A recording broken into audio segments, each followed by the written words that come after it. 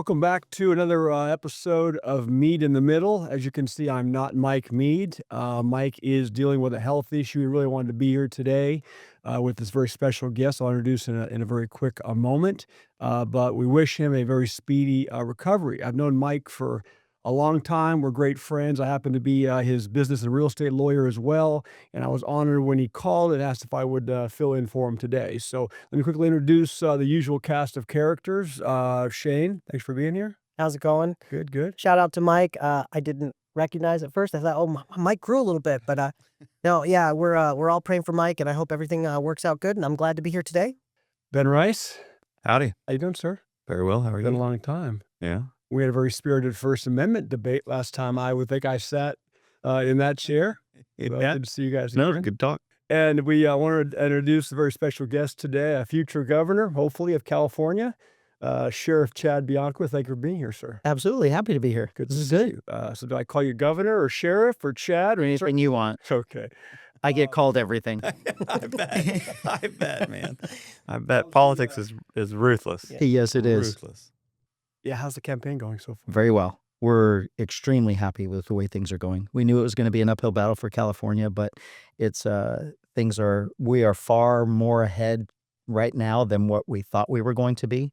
So it's very promising that California is making a turn. Yeah, that's good to hear. I know Mike is holding a benefit, I think, here in a couple of weeks, Yeah. a little fundraising benefit that he's excited about for some people to show up and meet you and contribute and have a little fun evening of food and some poker. So Yeah, we're gonna put up the invitation here on the screen for the event on November 7th from 6 to 10. So fundraising has to be a part that is challenging, right? Always in a campaign. Yeah, unfortunately for any campaign, money is key, and we know we're not going to raise as much as the Democrat Party, but we're doing well. The problem with California is such a big state. I mean, I've got to reach. There's 40 million people here, and roughly 20-some million potential voters. Really, probably only no one. They all don't vote, and so we're going to be anywhere between probably 12 million and 18 million voters, but if I go out every single day and talk to people, I can't reach 18 million people. And so you do everything we can. I mean, we have multiple events per day and trying to reach personally as many people as we can. But ultimately, it's about advertising and getting your message across at the end with mailers and TV and radio. And all of that is money. So it's super important, but we're doing well. In the first cycle, which ended in June, the end of June, the reporting cycle, we raised more money than anyone other than Katie Porter, but Katie Porter is a nationwide fundraising machine. She always has been through the Democrat Party, and she only raised 200 grand more than us. So we raised far more than anybody else. The good thing about my campaign is it's all small donor. So we have 2 times, 4 times, 8 times the amount of donors than all of my competitors, and that's really what's making the difference. Is it's more of a grassroots, statewide deal, not a big donor, self-funded, any of those things. So we're happy. I was gonna say that gets it done, right? The small ball, right? That adds up. Yeah. So, so Governor Newsom is, term limited, right? He's Thank God. Served out both terms. But I want to ask you just philosophically, where do you differ with him philosophically, and how would you govern the state, or how will you govern the state differently when you're elected? There is absolutely not one thing that we resemble each other in. I do not believe in a socialist government, that government should be bigger and control our lives. Not that I believe in zero government. I think that our country was formed with a certain government, with constitutional documents that gave us our government that's been exploited over 250 years now. And then we see big government just taking over all the time. So even going back a few years where with a stroke of his pen, he shut down the entire state. That would never happen. I would never do that. I mean, it was completely obvious. Those are constitutional rights that were taken away of assembly and church and religion and closing schools and all. We know now that I knew then. I mean, I came out at the very beginning and said, this is ridiculous, and I'm not enforcing these things. But now we know it was a major mistake. And but it's just another example of the government control.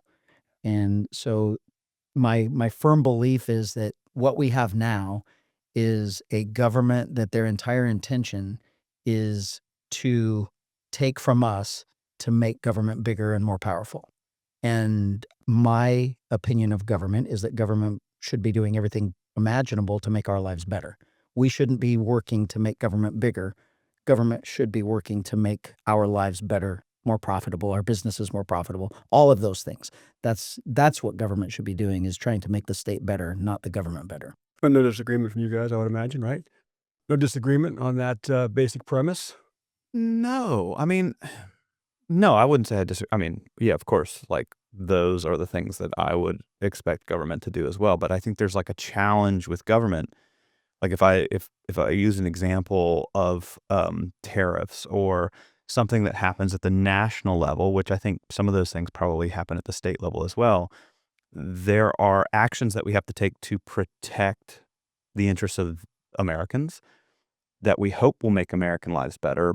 But at the end of the day, not every American benefits from every decision that gets made. And so it becomes challenging, I think. And I admire what you said about trying to make everything better for everyone in America. It's just, I just have such a disbelief that government has the capacity to do so. I don't necessarily agree. I think we would probably argue the same things based on current government. And the one of the how you laid it out there was, it's impossible to make everyone happy. The four of us would have a different idea of what color of blue the sky was. You can't make us all happy. You can never make anyone happy.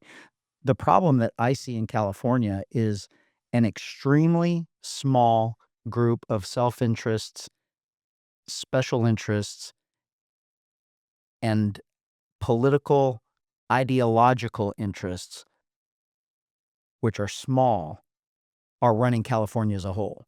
So the majority of California is being hurt for the appeasement of those special interests. And special interests have no place in government. Their place in government is supposed to be making decisions for the entire whole. And those special interests are important, so you hear those perspectives. But my position is, the adults at the table sit and take in all of the information and then make a decision for what is best for the whole, not what's best for a special interest. And you can't deny that California is being absolutely killed. Businesses, people, cost of living, all of those things for the sole appeasement of special interest, environmental special interests, and activists. Everyone knows that. Well, and that's leading to a massive amount of overregulation in California, right? Across all spectrums. Absolutely. And that's why businesses are leaving California in It's not a mass. secret. Right. Business regulation, overregulation, is what is forcing businesses and people out of California, and what is preventing businesses and people from coming into California. It's not a secret. It's not something I'm making up. You just have to ask. Every single the thousands of businesses that have left, they're leaving because of business regulations, excessive business taxes. Newsom makes massive mistakes financially, and then they just come up with a law that businesses have to make up for it. And the businesses are going to pay for his mistakes. And that's not how you run a successful state. I mean, we are the fifth largest, and that's a joke too, the fifth largest economy and the fourth largest economy. He took all this credit for the fourth largest economy, that we moved from 5 to 4. Well, Japan failed. We didn't do anything. We stayed the same. Japan failed. So we move into the number 4 spot. Japan panics. And so for the next year, they fix it. Now they're number 4 again, because we're just happy taking all we can from our residents and our businesses and just staying the same. But whether we're 5 or number 4, how is the fifth largest economy, the fourth largest economy, the most economy in debt? It's just absolutely bizarre that we don't talk about those things, and we're not acknowledging those things. Yeah, California is great, but we're satisfied with being almost good. I mean, there's still people here. There's still people that aren't leaving, and we're satisfied with that instead of trying to make it better. No one has ever said, well, and this is what I'll do as your governor, I'm not happy with 5. I'm not happy with 4. Why aren't we number 2? Why aren't we number 3? We've never strived to be bigger or better. We're just happy with what we are, and we just keep make everybody, feel like we're good here. And Right. Since when did aiming for the C grade, was that the goal as opposed to the A grade, right? Right. Okay, that makes sense. What's Absolutely. happening right now just with the Pacific Palisades thing and that fiasco, recent event with the fires Yeah. and all the red tape and all the regulations making it impossible for anything to get done. Yeah. And we see a perfect example of the complete failure of government. So with the whole thing with LA, Newsom signs away the regulations to prevent that or to allow them to clean up their properties and to be able to rebuild. And it's environmental regulations. That's all it was, two of them, CEQA and California Coastal Commission. But the city of Los Angeles doesn't. The city of Los Angeles did nothing to help them. So that's why nothing's being built. But you can look and see that Newsom had the ability to take away those things. My position is that's all great. We know that that's a bad thing, that it was preventing all that from happening. But why just for that small group of people in a disaster? Why don't we take it away for us? And that's what's going to happen. EPA is great. The national EPA does an amazing job, and they have good policies, protect the environment, all of those good things. But California is on steroids. Yeah. And it's the only state in the country that's on steroids. Why are we punished for being in California? California is doing absolutely nothing. There's no difference in the air quality when you go from California to Nevada, Utah. You'll keep going west, or east, and no matter what it is. The rest of the country isn't falling apart, and California is something amazing. California is milking our residents and stealing money and all of those things just to make California bigger, Yeah, fair. government bigger. Let's circle back to the topic is going to be Second Amendment. So let me ask you this, just as a lead-in: do you think that Governor Newsom has been soft on crime in California? If you go back, it's more than a decade. It's almost 2 decades. Okay. There has been a soft on crime movement. So we were very hard on crime because the state was horrible in the 70s and 80s. And we came up with hard on crime policies that you're actually going to suffer a consequence if you're a criminal. And it worked. But then the bad thing is the conservative policies, the hard on crime policies, were all removed by one party rule. So in the 90s, beginning in the 90s, and then into the early 2000s, all of the good policies that made us safer, that lowered crime, were all taken away. Laws were repealed, laws were changed, amended to make it more criminal friendly. And then you move into Newsom being lieutenant governor with Prop 14 or Prop 47, Prop 57, all of those things. But it's that agenda. It's his agenda. And then he's a huge proponent of Prop 47. From a law enforcement perspective, Prop 47 in 2014 was the nail in the coffin for public safety. It started in 2012. AB 109 was prison realignment.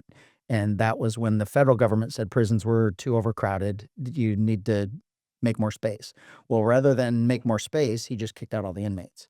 So they make a law, AB 109, that forces all those state prison inmates down to county government. So now we have to house them. So we're full now. So now local criminals that shouldn't go to prison, that should minor consequences, there is no minor consequences anymore because we don't have room. And so that AB 109 was the beginning. Prop 47, Prop 57 was the nail in the coffin for public safety. And it's been all pro-criminal since then.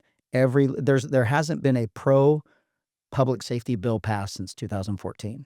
And Newsom, there have been a couple that we've squeaked through to get passed that were vetoed. So it's Newsom is very pro-criminal. His entire intent is to close all prisons. He doesn't believe anyone should be in jail or prison. And it's that's not how a civil society is run. Civil society requires a rule of law and an adherence to laws. Absolutely. Do we have a disproportionate amount of criminals relative to other states? No, but it's an emotional argument. So California, and especially Newsom, would say, we have more people in custody more than anyone. Look at the numbers of people, 160,000 inmates. Well, we're also the biggest state. So naturally, we're going to have more people that are in jail because the reality of society is we're not all law abiding. And there are people that they commit crimes and they have to suffer a consequence. So the answer is we have more people in jail and prisons, than any other state, but we're also but not as a percentage of the population. So I guess I would imagine that California isn't the only state that the federal government was like, they're too crowded. How have other states dealt with that problem? I honestly just have no idea. other states dealt with it by building more prisons. Okay. It's a political agenda to not build more prisons. They don't want to spend the money on the justice system, on the criminal justice system. They would rather just not have a crime. Aren't they And that- closing prisons though? They are. Yeah, they've closed some, right? They are. Okay. So his intent when he took office was he said he's going to close as many prisons as he possibly can. That was his intent. And then we had COVID happen, with the lawsuit happen, everything all around the same. The AB 109 was 2012. That's when they had to start lowering the prison population and everything else. But they didn't build more prisons. And that's the thing. That was my argument is I have 4 kids. Originally, we're in a 3-bedroom house. Well, we want our kids to have a bedroom. We didn't want them. We could afford it. It was either put them in the same bedroom or get a bigger house. So we got a bigger house. Never was the option, we got to get rid of a kid. And so in this whole prison argument, it was you don't have enough space. So never in the argument was build more space. It was all get rid of the kids. Well, don't you think it's worth having the conversation about laws evolving? Like, if you just look at cannabis and how it wasn't legal in the 80s, and you're saying that, we have to reevaluate who belongs in prison. So that's a perfect example. No one went to prison for marijuana ever. Ever. But you believe that it was because of the many millions, probably millions of Californians believe that our prison was populated with people that were smoking weed. It's a lie. It was an emotional argument to get you to believe, well, yeah, how are we denying people medicine? This was never about medical marijuana. This was about, I want to get stoned. And for an emotional argument, it's how can you deny medical? How can you deny someone's medicine? So everyone's like, oh my God, I'm not going to deny anyone's medicine. That's an emotional argument. So you don't think rational anymore. And you don't think, well, you mean no one's in jail for marijuana? So it was just an emotion. Because It was I'm a an advocate. I'm psychological an ploy. advocate of having cannabis be legal, whether it's for recreational or for medical purposes. So no one was in prison in California for the sale of marijuana. The sales and transportation probably, but for using marijuana, never. It just didn't happen. It's an absolute dishonest argument to play on people's emotions. And But for growing and distribution and those things. So that's something that's not necessarily going to land you in prison now, correct? It will now because it's still illegal. And I mean, the whole marijuana, that's a completely different argument. It's a complete failure in this state because it was all based on a lie. But legitimate marijuana sellers and growers and the whole, if you're doing it legal, you're not going to stay in business. It's impossible. Because if I'm going to stay, So you can't compete. if I'm going to buy from you, why would I buy from you for $100 when I can buy over here for 80? That's what's happening now. The black market has completely destroyed. I mean, I know business owners that were in the marijuana business when it started, when it became legal. They're no longer in You're business. sitting next to one They right couldn't now. afford it. So Well, more like- power to you. More power to you. And we there are still some. it seems like a highly profitable business from the things that I've been hearing. Well, I mean, I wish also- Mike was here to weigh in on this. It's also more profitable to do it wrong.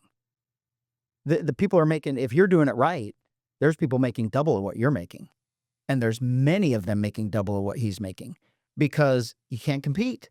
If you're going to do it right and pay taxes and fees and regulatory business and all of those things, you are not going to be able to compete with the people who are not. I 100%. disagree. No, how often do we hear It's that? 100% How often true. We hear that not just in marijuana industry, but in lots of industries, right? Yeah. It's the ones that cheat, that don't get Right. Oh, yeah. do it the right way. They make the bigger profit. So Well, it's like ChatGPT and attorneys. exactly, we discussed about that. That's and right. That's interesting. And here's the thing with the whole medical marijuana thing. I'm completely against it, Mhm. but that's irrelevant. So now it's legal. I want to do everything I can to make sure his business is good, Yeah. but now I can't even enforce the illegal. It's like this. It's just I feel crazy. like from a perspective, I'm just thinking of the total addressable market for legal procurement of cannabis. there's a lot more people that would be comfortable going to a legal establishment. I work in Sun City, Palm Desert, right outside of 5,000 retirement homes, and people come in to the pharmacy thinking they can get cannabis there, but they can't. We sell CBD products and stuff. But I tell them across the street, there's a giant dispensary. You can go over there and talk to someone who's relatively knowledgeable. If you have any questions, come back and talk to me. I know that there's plenty of people there because of that patient demographic that will go over there and have that conversation. If I tell them, hey, there's a guy on the corner there who can get you cheaper, they're probably not going to go that route. Yeah. Well, they're different demographics. I mean, That's the key. yeah. I mean, look, I need to clarify. I'm not in the cannabis industry. I invested in it, so I actually don't know a lot about it, other than what I have learned from some of the team at that facility. But yeah, it's a different demographic, and for sure, like taxes and regulations are destroying California cannabis. There are far more people doing it and buying it illegally than the ones who are good people who don't want to break the law, that just absolutely refuse to break the law. Those are the ones that are going to the legal dispensaries. Everybody else, nope, it isn't happening. That's my life. I mean, we see it. We know what facts are. We know what we're dealing with reality on a daily basis, and the lies and the arguments and the twisted facts from government and agenda is not our reality. I could fix the marijuana issue in the state. I could make every single legal one profitable, but the state has to change all of their laws that prevent me from arresting all the illegal people. It's asinine, and it's truly it's not rocket science to be in law enforcement. It's right and wrong and adherence to laws. But when you have lawmakers that are changing the laws to make me not be able to protect that business, it's like, come on, you don't want legal marijuana. You just want marijuana. And now the marijuana is unbelievable in California, but it's not the legal part. It's the black market part.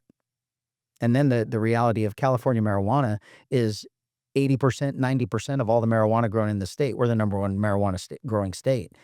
80 to 90% of it goes somewhere else. It's not staying in California. So you, I pulled up a little bit of bio. I think it's still accurate. As the Riverside County Sheriff, you oversee the county's 5 jail facilities. Is that correct? We have 5 jails. Okay. 6 court buildings. 16. We have 16. Okay. Coroner's Bureau, Public Administrator's Office, 12 patrol stations. 12 patrol stations. 17 contract cities. Yes. So I'm the chief of police of 17 cities, dealing with 17 city councils. And I will say, so for those of them listening, we have great cities in this county. I mean, it's crazy to hear that and to know that you want to get more involved in government. I mean, city councils are intense. They are. 4,200 employees. 44. Okay. And an operating budget of just over $1 billion. Yeah, 1.2 something. Yeah, that shocked me when I read that. I had no idea. That's surprising. We're the 4th largest sheriff's office in the country. Okay. Wow. All right. So a thing or two about crime. Let's shift to the main topic today, Second Amendment. Yep. So we have the Second Amendment in place for a reason. I pulled up just part of it, being necessary to the security of a free state. The right of the people to keep and bear arms shall not be infringed. Seems to me the founders didn't put that in place to, protect, give you rights to go out and hunt, or just to protect you, to allow you to protect yourself and your home from someone breaking in, but really as a check and balance, going back to the reasoning behind it, to prevent government overreach. Yeah. What is your overall thought and perspective about the Second Amendment? And then we'll go into some more talking points on it. Yeah, there's a reason why we have the 10. I mean, the Bill of Rights is a Bill of Rights. It's not what government gave us. It's those rights that we had to begin with. Those are the unalienable rights that we are granted with. And the Second Amendment was obviously one of them, and that's why it's there. It's interesting. I'm a history person. I enjoyed history growing up in school. That was my favorite classes. And so government and all of those things was a big deal. And the Second Amendment argument is very interesting as we progress 250 years now, when you get people that are reading that and they make something else out of it. If you go back to, we don't talk the same today that we did 250 years ago. They were really much more I don't want to say literate, but the English language was used quite differently then than it was here. So you have to actually go back and read everything else around the forming of the Constitution to really, I mean, that's why they do it. That's why a real court justice is supposed to be taking all of those things into account, not the bad decisions that have been made. And it's not all of them were bad, but that's how you're supposed to be judging the Constitution. So there's a reason why they said what they said, but you have to go back at the time when they said it. And now it's been evolved now to where you come up with silly arguments about, hunting arguments or self-protection or whatever the case may be. It had nothing to do with any of those things. It was protecting. They knew that you absolutely must be able to defend yourself if the government was coming to take you over. And that was that check and balance of making sure that government didn't become a monarchy or what they left. I mean, those people left all of that in a place where they were not allowed to have weapons, and they knew that they had to be able to defend themselves. And so that's why the Second Amendment was really put in place. Right, and they had maybe muskets then. Now they have AR-15s, right? So they also had newspapers then, and they had notes. They didn't have internet and cell phones and instant messages. Sure. So I think whenever anybody throws that at me, that's a stupid argument. I mean, now we're going to talk about the First Amendment, because the First Amendment at the time, if that's what we're going to talk about, it was pen and paper. So don't throw that argument out and say, well, you have the opportunity of a phone and a podcast and I can tell everybody all of this, whatever I want instantly. If you're not going to have that same argument with guns, because at the same time, that's what the government had. Oh yeah, no. What So I'm the saying is people just had the opponents. same- What I'm saying is opponents of the Second Amendment use that as an excuse to deny citizens the right to procure and have these arms. So I wasn't supportive of. No, I Just understand. giving you the analogy. Well, that's the question I'd have is, do you think that there should be unfettered access to AR-15s and high-powered assault rifles? Is that Yeah, is that I mean, I protected have by the argument of there's no such thing as an assault rifle. An object can't commit a verb. An object is not a verb. So Okay. we've made it an actionable object that it is not. It's a rifle. That's all it is. It's not there's no such thing as an assault rifle. It's one of those emotional things that assault is a bad thing. So now we've made this rifle a bad thing in our heads because, oh my gosh, it's an assault rifle. So any gun, you don't have to use that word, but any gun of any capacity should be allowed to be procured by the average citizen in the United States. Yeah, I don't know if I would go that far. I don't think we need F-14s. I don't think I need to have a fighter jet in my back pocket in my backyard or Well, you could take a anything. You howitzer. could take anything to an extreme, right? And Yeah, that's- I mean, sure. I think that's absolutely ridiculous. But and I'll even go. I will tell you this: a fully automatic gun in my hands it's not going to do anything to you. Absolutely nothing. It's going to do absolutely nothing. There's no difference between fully automatic and semi-automatic in the hands of a good person. It's only in the hands of a criminal that doesn't care about laws anyway. Murder is what is the crime, not possession of an inanimate object. Oh, for sure. And so Right. It's I human don't know. decision. Is people kill people, not guns, right? Yeah, That's the whole- and I'll you hear that. But the whole assault weapon is truly what a real argument of that is fully automatic military rifle and all of those things. I don't know if I would go so far, even though I know that they're legal in some states.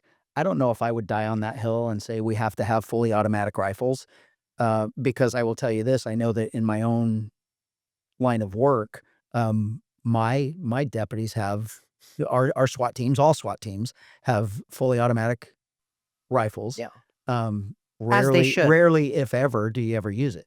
Yeah. I mean, they're, I don't even want to say they're not more reliable. They're not more anything. It's just a different type. So that's why I don't know. I don't even know if our deputies have ever used full automatic anything. It's more controlled. It's more, you don't have to worry about pulling a trigger and, muzzle rise and everything else. So I wouldn't die on the hill of saying we all have to have fully automatic rifles, but to say that we can't have AR-15s or AR-10s or anything like that is absolutely ridiculous. okay, so you're obviously a strong supporter of Second Amendment, Very strong supporter. and you will carry that through as governor of California. I'm assuming with the way you govern and how you address restrictions. Oh, right now. absolutely. Okay. And you don't have to just believe me. There's proof. I mean, everything about me is proof, 32 years of proof. And then as the sheriff here in Riverside County, when I took over, we had, concealed weapons permits is what really the crux, the major argument for the right to keep and bear is whether or not you can carry a gun. And for California, it's not an open carry state, it's a concealed carry state, and you have to apply. I'm a big proponent of that. I think that we should keep guns out of criminals' hands, and when they do commit crimes, then they're a criminal, shouldn't have had the gun, and that's an enhancement to commit a crime or for their sentence. But when I took over, in the history of Riverside County, 130 years, something like that, when I took over, there had been roughly 3,500 CCW permits issued in the county. And so since I've been the sheriff since January 2019, I've issued over more than 65,000. Yeah. So I'm a firm believer in law-abiding residents don't commit crimes. That's why we're called law-abiding residents or citizens. And criminals don't care.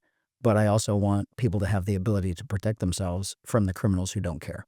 Something I was really surprised at when I moved back to California from Texas is I had a concealed carry permit in Texas. California has no reciprocity. Yeah. Is that something that, like, as governor, you would be interested in looking into, or do you think California should maintain its own? No, it's easy to okay that. It's easy, or no, it's not going to be easy to okay that in California, but that's one of those things that it should be. I mean, the majority of states have that. The argument federally, and I'm hoping that President Trump is going to be able to, in the next couple of years, fix that problem and make it like it probably should be. It's a license. It's a permit and a license, no different than a marriage license or a driver's license. And we're not making your driver's license, if you live in Florida, when you come into California, is still valid. So if you have that Texas concealed carry permit, it should be valid in California. That's it.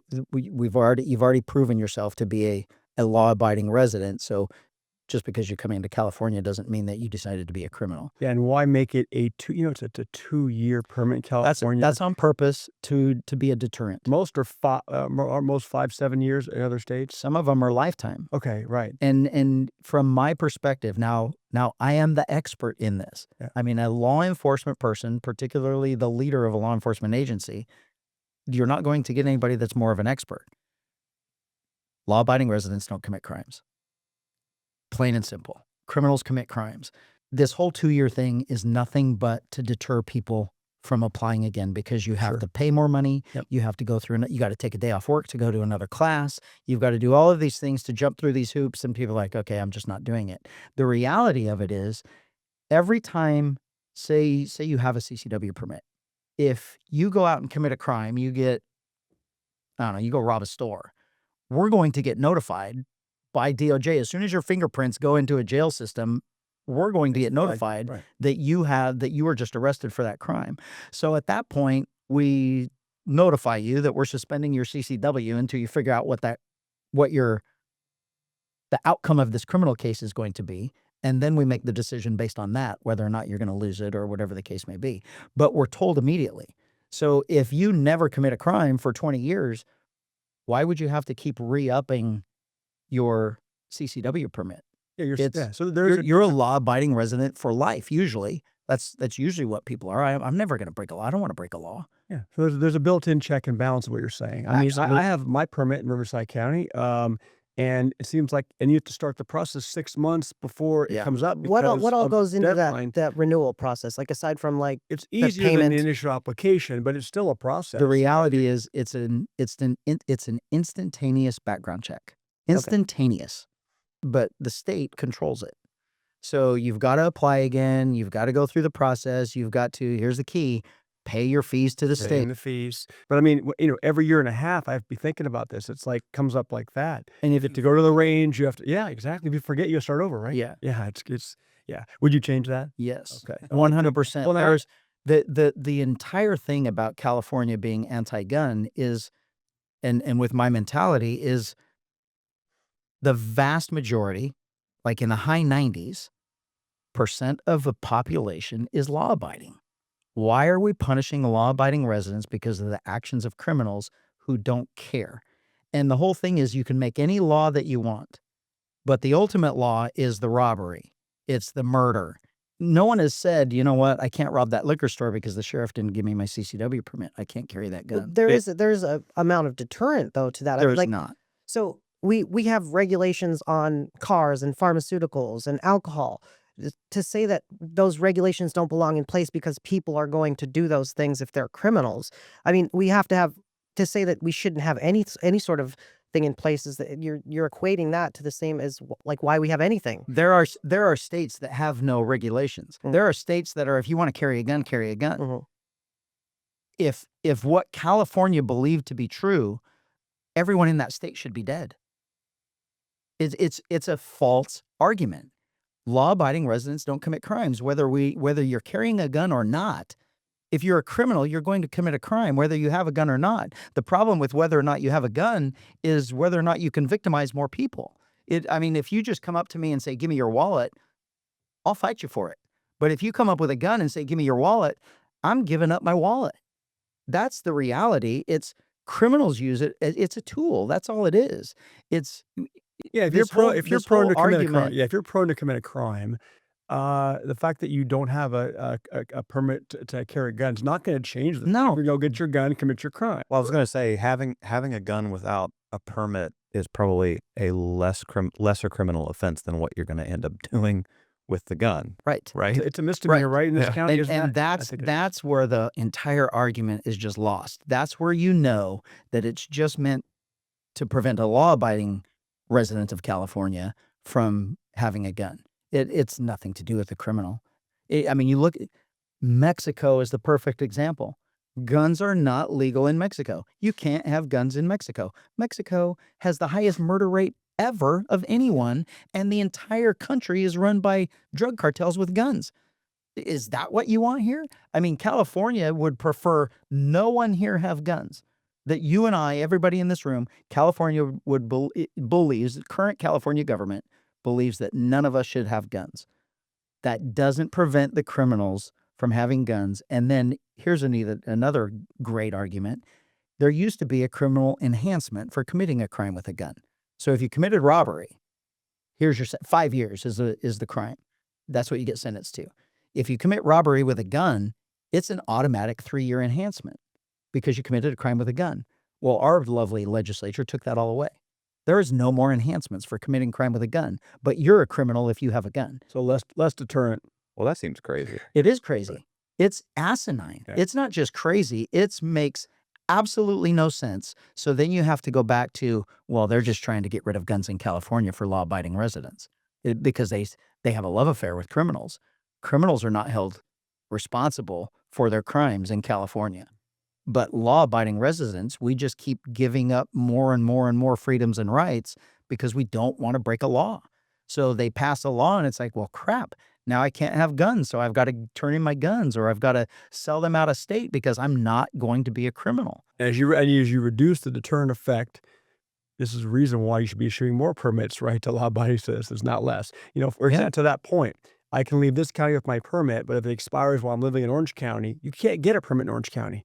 You can't get a permit in LA County. Basically, I want to say can't, but it's very difficult to Orange get a County's permit. okay. LA is almost impossible. Orange County, I lived there for a couple of years. It was almost you couldn't. I mean, so the point is there a way you could, as governor, streamline that Yes. from county to county? Yes, and the funny thing that I actually didn't even realize, and I'll admit that it's because I'm a cop, and I've the majority of my life in California has been in law enforcement, so we are exempt from gun laws. So I'm able to buy guns that you guys can't buy, Right. and the 10-day waiting period. Because of my job, I don't have to wait the 10-day period. It's for my work, so I just go in and pick it up and with the letters and the proof, and I walk out with it. So I didn't really bother to know the gun laws of how it really affected law-abiding residents. I knew all the enhancements for criminals and everything else, but I didn't realize how hard it was for Californians and all of the restrictions. But at the same time, I didn't know how easy it should have been. The actual state application for a CCW is easy. It's short, it's concise, it's an easy application. And then it goes out. So now me, who is very pro Second Amendment, very pro concealed carry, we just extend that.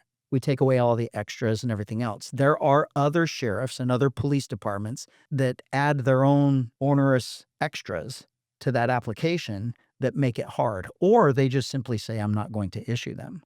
And so even though it's relatively easy in the state with the state rules, state law, individual sheriffs and chiefs of police can prevent it from happening. So you could, as the governor, Okay, at the state I level. could take that to the state level. Okay. Yeah, I mean, technically, I haven't thought about how this would work. This is me thinking right now. So And I'm putting you on the spot. Don't hold Sorry, me, a little bit. I'm don't putting you hold on the me to spot. this, Yeah. but there could be a point in time where it's state DOJ that is responsible for the applications, the process, and the issuing and everything else, just based on whether you meet the state requirements.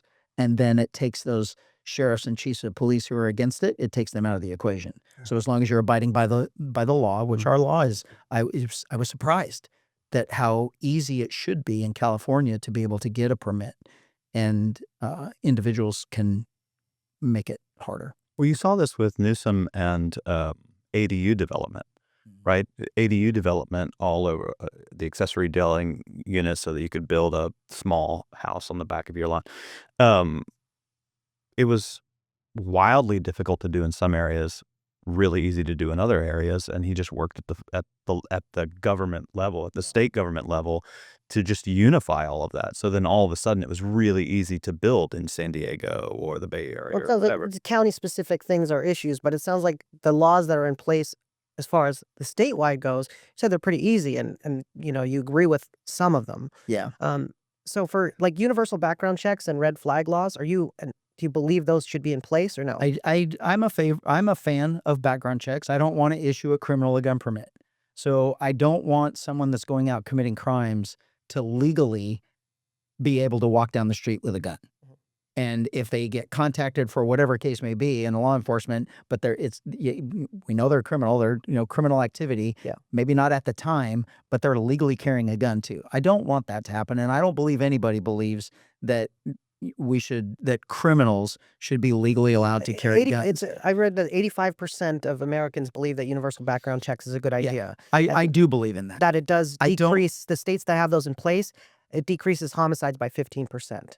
Yeah. What about red flag laws? I'm not a fan of red flag laws. So red flag laws are, you just don't like me, so you have the ability to say that I'm threatening or I'm a danger, and now the government can come take away my guns just because you don't like me, or you have a different agenda or an ulterior evil motive to punish me because we don't like each other.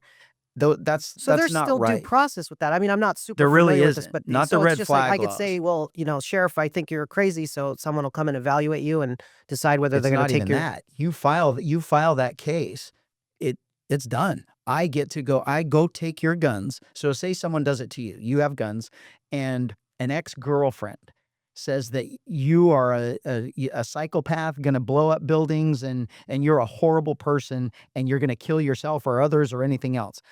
Right then, with red flag laws, law enforcement would go to your house.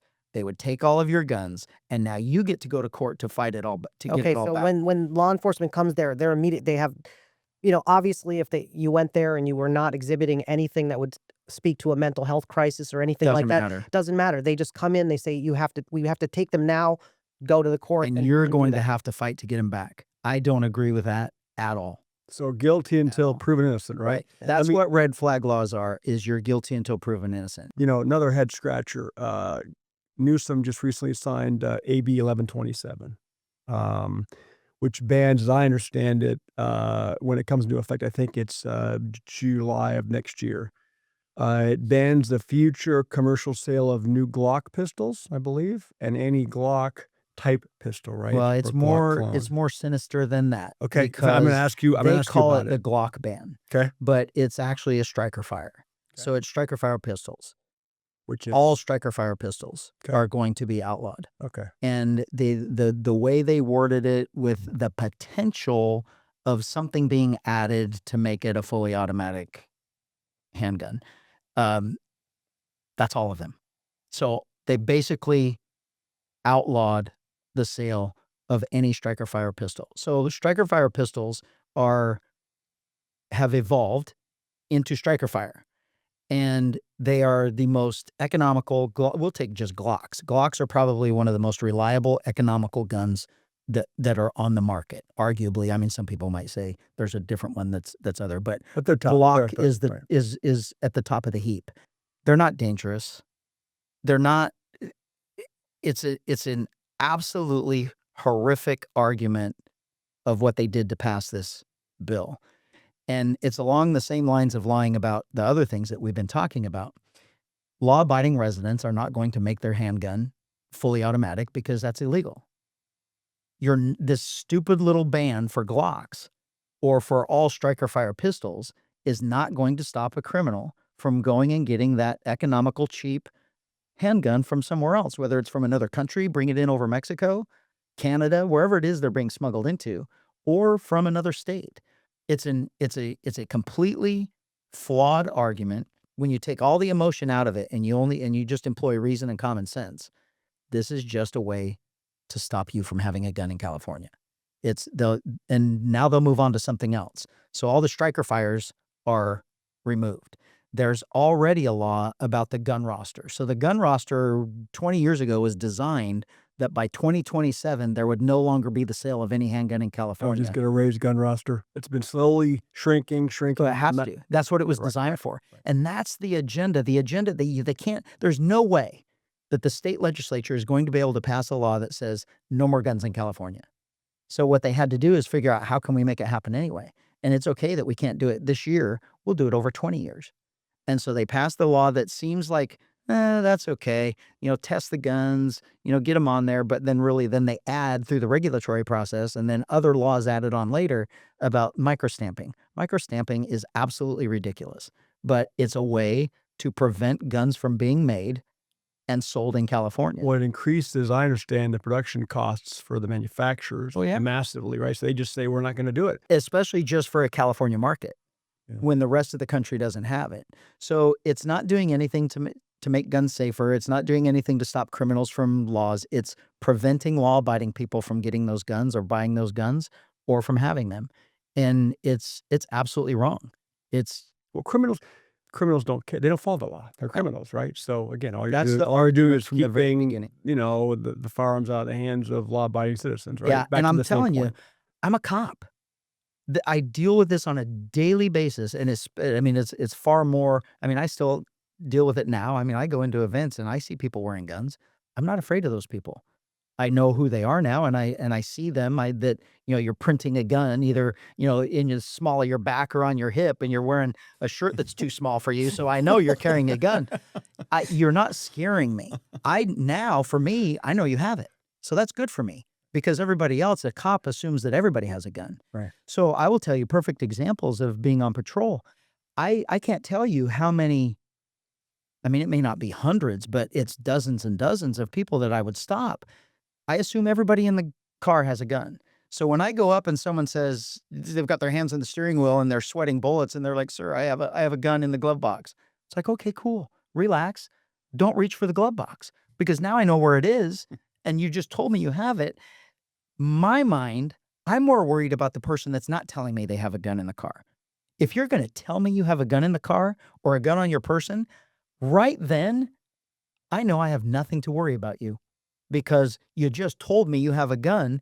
If I had something to worry about, you weren't going to tell me you had a gun. You'd wait till I left and came back and then shoot me as I come up to the window. Right. So in the law enforcement world, we have never been concerned about honest law-abiding people that we deal with. It's the criminals, it's the liars, those are the ones, the thieves, those are the ones that we deal with. And law-abiding residents don't commit crimes. That's the bottom line. Can we go back to the striker fire? Do we know? I don't know anything about types of guns. Do we know statistically how many handguns that are made are striker fire guns? So striker fire is becoming more and more common because they're I don't know what they are. I don't know if they're not any safer than any other gun, but the hammer has just left. So a typical revolver has a hammer that it started that you had to cock it. Then we evolved into double action where you could just pull the trigger and that hammer just keeps coming back and falling. Yep. And then we went to 1911 semi-automatic handguns, which has a hammer. I'm carrying a 1911. It has a side hammer. safety too. Side safety, right? Where a striker fire don't. Right. Okay, got it. And well, some do. Okay. Some do. Some don't. Glocks don't. So the side safety, they have internal mechanisms. So like a 1911 is multiple. It's not only, I mean, you have to be gripping it tight. Some of them have all three. I mean, there's many things. Like a Glock, there's a trigger inside the trigger is almost like a little tiny other trigger that has to be fully depressed before the trigger will go back. So technically, it has a kind of a safety, Yeah. and there's a disengagement behind the scenes in the action of the gun that it's safe to be held there. But then when you activate everything, then you can just pull the trigger. It doesn't have a hammer. So a single act or a double action gun with a hammer or without, that first pull is very long and very hard. And then the hammer goes back or the slide goes back, and then every pull after that is a lot easier. And so the striker fires, the Glocks eliminated that whole process. They eliminated that long trigger pull. I see. So technically, it's almost like a single action every time, but it's got a little bit longer of a trigger and everything else. So it made it easier to shoot, particularly for maybe females with smaller stature, smaller hands, not as strong to chamber around or something like that. But certainly not a dangerous weapon. I mean, the striker fire, it's a SIG, but that's what the military carries now. So they've all gone away from 1911s and they're all carrying striker fire guns. But there's other ones outside of Glock. There's SIG, there's HKs. Everyone's making the striker fire guns because that's what people are preferring. I see. Yeah, and that initial like a long pull is not a comfortable. It's a very uncomfortable. I can see what you're saying, right? Yeah. It's not ideal. So- and it can throw off a first shot. It if can. you're, Yeah, you have to practice a lot. you do. My first patrol gun was a SIG 220. So that first pull is a long trigger pull, long hard trigger pull, and then after that first cycle, then now you have single action where it's just it's a very crisp, slight trigger pull. So even when you're good at it, you got to concentrate on that first one a lot more than your follow-up shots. Just because of the long, hard trigger pull. So would you support repealing this AB 1127? Then I assume. Absolutely. Okay. It's just to keep those cheaper, economical, efficient guns out of the hands of law-abiding people. And again, it was with an emotional argument that the data is just not supported. In fact. California's restrictions, we've talked about a few of them, but the magazine capacity issues. What is your perspective on that? Is there such thing as high capacity? Yeah, limited. Or if you have 12 rounds is bad, 10 rounds is good. Stupid. Right. Again, it's kind of nonsensical, right? Yeah. You guys have any thoughts on that?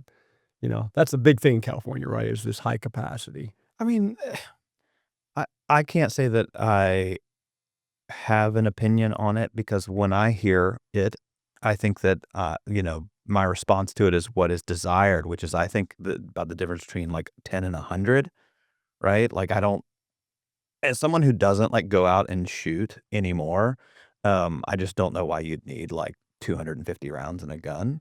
But I would imagine that's not actually what's going on. I think it's probably like the difference between like 10 and 18. But so at the most. yeah, see, I have, there are guns that have 20, a double stack 9mm. There are some guns that would hold 18, 20, but the majority are like, if you have a single action 1911, you've only got 8. Yeah. But if you have a double stack, you can go 12, 16, 18. That's where the majority of guns fall into, is just slightly over. No one has 30. I mean, they make aftermarket magazines that, you hold in a pistol, that magazine's got to come down to here to hold 30. Yeah. So they do make them, Yeah, I mean, I fire, a buddy of mine has an AK-47. We've fired it with quite a few rounds in it, but I just, unless it's some type of like what they would call like a weapon of war, right? Like unless it's some big kind of gun that, I think that makes it kind of clear that you have ill intent. But again, that's kind of like a false notion too. Like I don't know. For me, this topic's really complicated because I grew up in Virginia. We had a farm. I had guns growing up. It's so, we never did anything crazy with This guns. is a Like, difficult subject for me because I'm an advocate of the First Amendment, but I feel like these common sense gun laws, if they could prevent mass shootings in any way, if they could prevent homicides, if they could have a reduction in homicides, then I am for them. What's a common sense gun law? Like the universal background checks. For me, I know you said you believe in those. I also believe that red flag laws, while you did give an example of someone like, a disgruntled ex-wife or whatever trying to call out an individual, it's also been shown in the red flag laws that I've come across that said that Indiana and Connecticut have them in place and have had a reduction of 7% and 14% respectively for self-inflicted So here's gun. from my world, I absolutely despise percentages. And percentages are used against us to make you think that that's a large number Mhm. because I want to know what the number is because the number could be 3 and 4 Yeah. and that made it a 17% reduction, but the number was 3 and 4. So it's they and you don't ever hear real numbers. I could tell you we did there was a 50% reduction in homicides, but it was from 2 to 1. You could have 100% reduction in Yeah. homicides if you only had No, but one the last so year. So we can't talk yeah, about I understand that percentages. you're using that as like, oh, the percentage kind of, might fudge the numbers a little bit. But if That's it's the why they use entire them. state to have a reduction of 17% or 7% and 14% for suicides, I mean, I'm sure that more than 12 people killed themselves in the state of If Connecticut or in Indiana in a single year. But that So, has nothing to do with a gun. Th people commit suicide in jail. They don't use guns. well, yeah, but I was just saying, but these are deaths by firearm Yeah. that were in those states that have those red flag laws in place. At least the way that Yeah. I read this. But then we go back to the whole concept. You hear this a lot. Well, do you really need 15, 18 rounds? But criminals, they don't think that way, right? And so, are we going to put everybody on a level playing field? I guess it goes back to, we got to wrap up soon, but a question for you is, where do you draw the line between, we talk about common sense or say prudent gun policy, right? And then governmental overreach. What's your It's thought on very that? easy. Okay. You What's your, absolutely punish criminals for committing crimes with guns, okay. and you punish them hard. We have enabled them to commit crimes with guns because there's no consequence for committing a crime with a gun. The only consequence in California is any of you violating our laws. And now you who don't want to be a lawbreaker, you just give in. You give in to the government. You give in to the government control and the government overreach of our Second Amendment. And you just say, okay, I'm not going to be a criminal, so I'm not going to buy that gun, or I'm not even going to have a gun, or worse, I'm going to turn in my guns and I'm going to give them back, or gun buybacks or whatever the case may be. Punishing 99% of the population because 1% does something bad with that object, it's still the criminal behavior. It's a criminal that you are never, ever, ever going to stop criminals from committing crimes just because you made a law. You stop law-abiding people from making a law. Laws are as a deterrent of you not wanting punishment. If the punishment was severe enough, I mean, if you've raised kids, you know that if there's no consequence for bad behavior with your kids turn out to be dipshits, and they get worse as they go along. But if they have consequence, and it doesn't have to be beat them, it's take away their phone, it's make them take out the trash. It's those consequences that we all had growing up. That changes your behavior. If you don't want something bad to happen to you, then don't do what's going to cause that to happen.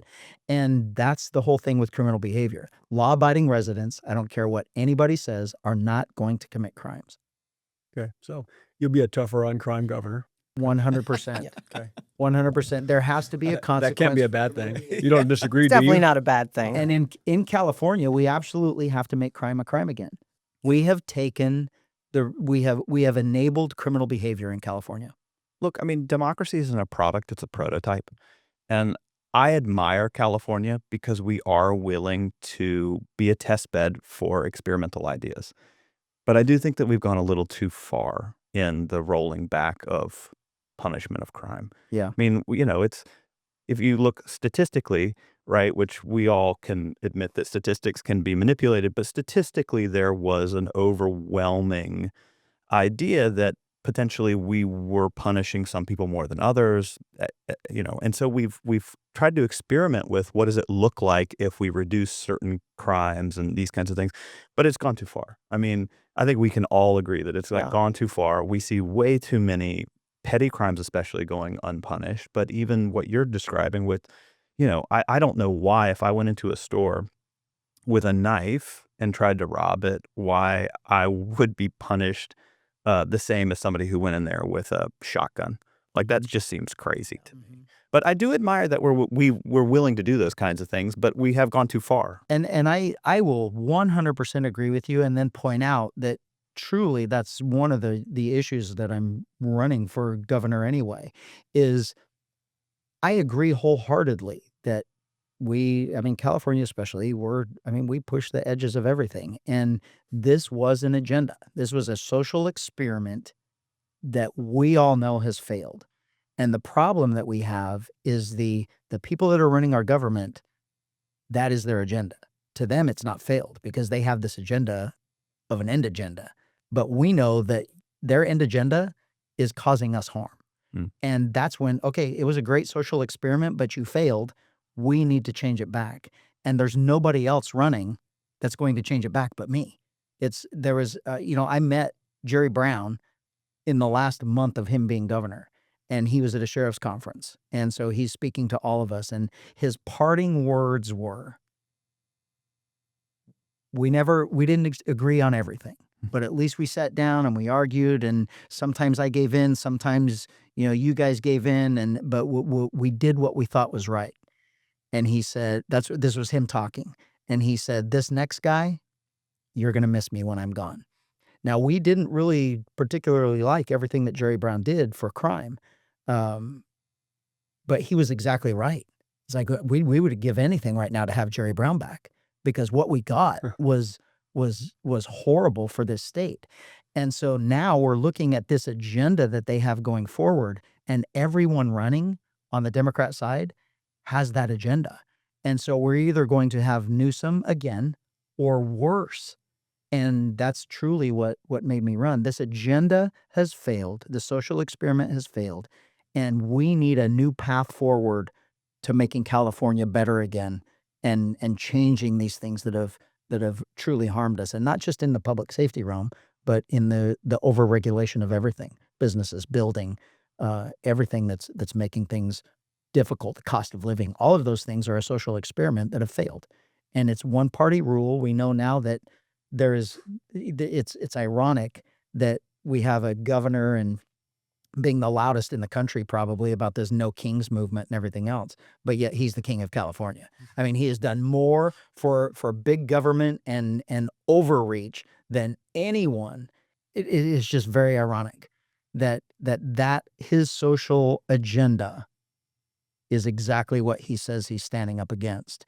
And we've got to take it back. And I think that's really why I'm doing this, is there are far too many things with current government overreach of business regulations and business taxes, and even taxes on us, the highest in the country. Cost of living is all completely generated by regulation. And that's why we have the highest cost of living, is because we're the most overregulated, government regulated state in the country. So it goes without saying why we're the highest. And we're losing tax bases, creating businesses, right, by the thousands that are fleeing the state. Oh, yeah. Not to mention In the the- residents of the state. And it's a beautiful state. It has so much to offer. Yeah. Manufacturing, California used to lead the country in manufacturing. And now that it's almost a non-existent thing. We have some major aerospace manufacturing things that happen here. But the governor of Oklahoma 2 weeks ago met with 20 business owners, manufacturing business owners in Orange County, and 18 of them are now moving to Oklahoma, all with the promise of less regulation, and not we're going to give you something special. It's look what Oklahoma has to offer. We have less regulation, we have less taxes, business taxes. Your business would be better in Oklahoma. And 18 of the 20 left or signed the agreements that they'll move their companies. And it should be us. And that's the thing. And if you look at businesses across the country, nobody's waking up on Monday morning and saying, in their Monday morning business meetings saying, how can we increase profits? How can we increase the size of our footprint, everything else? And someone stands up and says, I know, let's move to California. No one's doing that. And that's what it should be. Well, your platform is somewhat self-proving by what we've seen, right, over the last, 4 years or so, I suppose, right? Guys, I got through about half of my talking points, but I could sit here with you for hours. We all could, but I know you're very busy.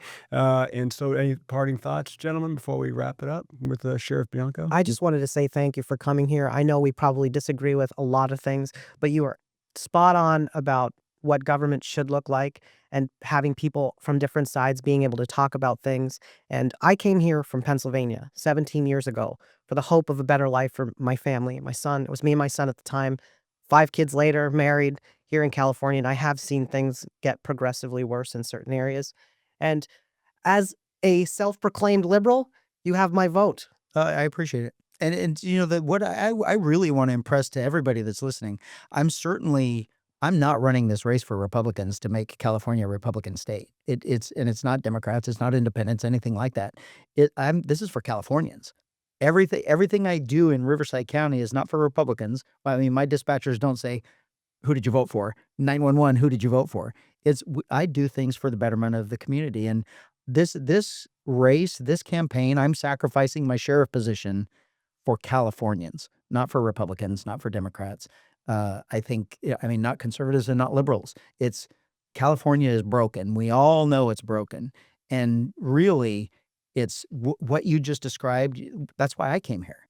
I came here 36 years ago, though, for that California dream. Yours was more recent, and yours is even more of an emphasis because mine's older. Yours is newer. You came here for that California dream. Your kids aren't going to have that. Your kids are not going to say this is the greatest state because my kids are saying, what state's going to give me my dream? Where are we going to move that is going to be, we can make it on one income, or we can be rich on 2 incomes, or where can we give our kids a better education, lower cost of living, all those things. And it kind of hurts my heart because I came here for the California dream. California was the beacon for the country of, man, you go to California, you can make it for yourself. Yeah. And I did. And my kids don't have it. So I could leave. I could leave today and I could go to another state and I could be very, very comfortable and live a happy, happy life. But I'm not getting kicked out of my home, and I'm going to make it better for my kids, your kids. We have to have California being the greatest state again instead of just the biggest state.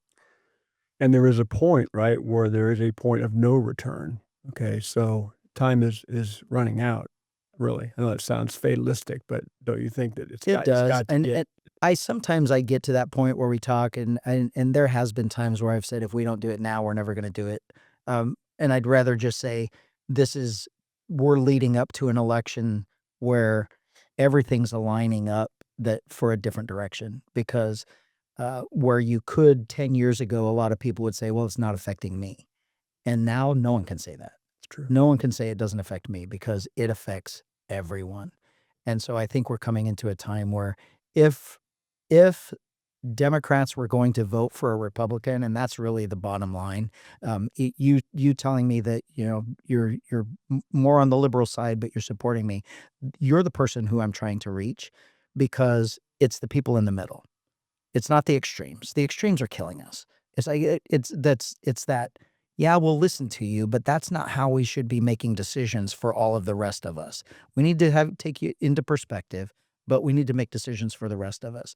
And in this election, you're who I'm looking for, because I know you always let the party determine your vote. That's the wrong way to look Yeah. at things. You have to look at the candidates individually and decide what's best for you and what's best for your family, and that's how you sway your vote, not by Agreed. the party you align with the most. Yeah. He has your vote too, I assume, Ben. I do not. I don't talk about votes publicly. That's like that feels very strange to me. But I also grew up in a very conservative household, where it was you could be punished for being honest about who you voted for. Yeah. I wish we could get back to that. Vote for whoever you want for, but I think we should be talking about it. And I think that over the generations, you can't talk about religion, you can't talk about politics, but look where we got without talking about those two things. And the beginning of our country was formed by people that they were involved in politics. That everyone talked about politics, and it was because we were coming from bad politics, trying to make our politics better.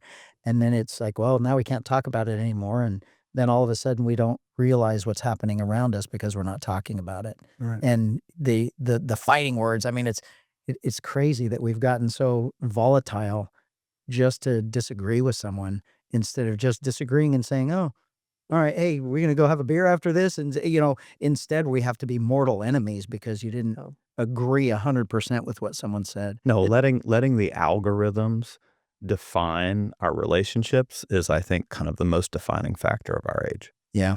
And this is something that I think needs to be figured out, because it's not.